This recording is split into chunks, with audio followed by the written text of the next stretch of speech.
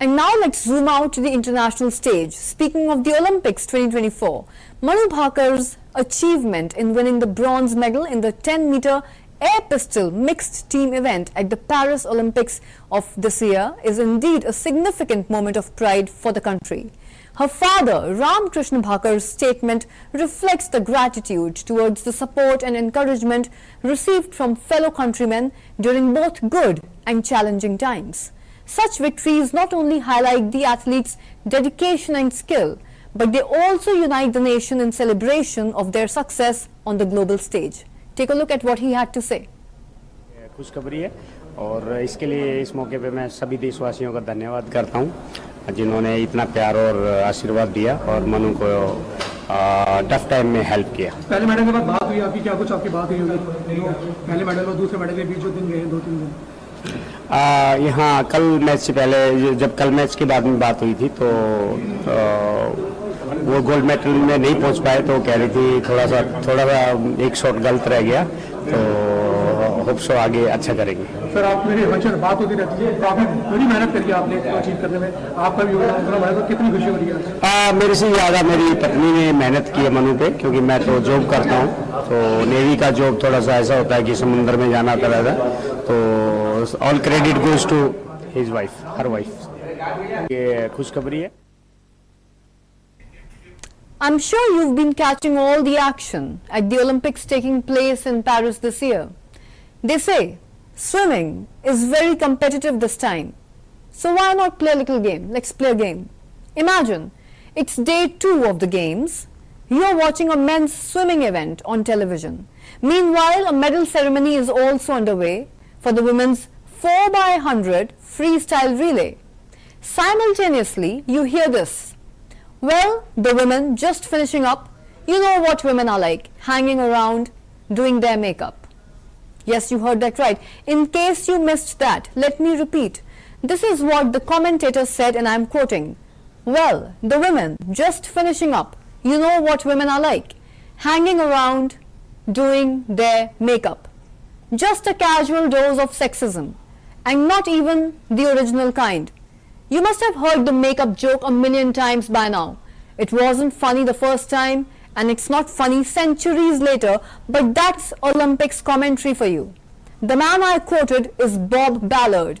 He was doing commentary for Eurosport, and he's not some rookie. In fact, he's quite the veteran.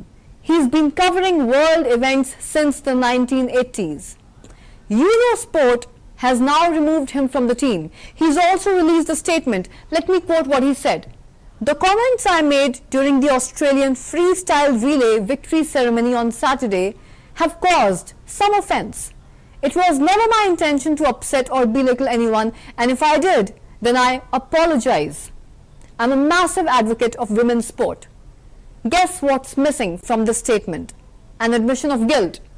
Now this commentator is refusing to say that he was wrong. Instead, he's shifting the blame to the audience. And that sums up the problem. We know there is sexism in sports, but sexism also exists in sports coverage.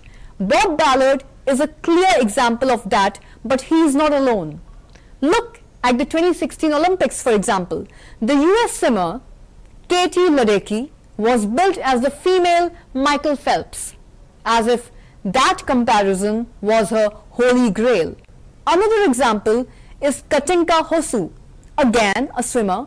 She pulled off a record-breaking swim in 2016, and the cameras panned to her husband and coach. And guess what the commentator said? He called the husband the man responsible for the feat. He wasn't even in the water, but then who cares? The third example is Simone Biles, one of the greatest Olympians in history. In 2016, she put up a stunning display on the uneven bars. And guess what the commentator said? I think she might even go higher than the men. Again, as if that was her target, to be compared to male competitors. All of these points to a systemic problem with sports coverage. In fact, the Cambridge Press did a study. They looked at a massive database of sports material. Things like articles, sports magazines, and social media posts. Look at the most common words that are used for women. aged, older, pregnant, and married or unmarried. Now look at some of the words used to describe men: fastest, strong, big, real, and great. Do you see the difference here? Men are judged and described based on their performance, but women are not. Often they are treated as eye candy. Let me read this message from the Olympics broadcaster to the cameramen. Avoid sexist camera coverage. What does that mean, you may ask?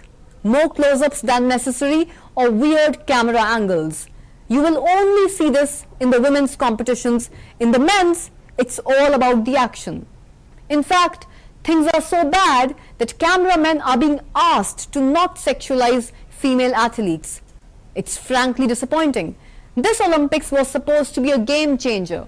For the first time, half of all athletes are women, meaning that there is gender parity. But clearly, that is not enough. We need to root out sexism in coverage as well. The question is how? Strict punishment is an obvious answer, but as Bob Ballard showed, it's not enough to teach the lesson. What we need is more women in the coverage too. Only 20% of sports journalists are women. Same is the case with camera work. You may keep hearing about camera men, but you will barely hear about camera women. So what we need is a systemic change in attitude and in representation. If not, true gender parity will not be achieved in sports or anywhere for that matter. Take a look at this report.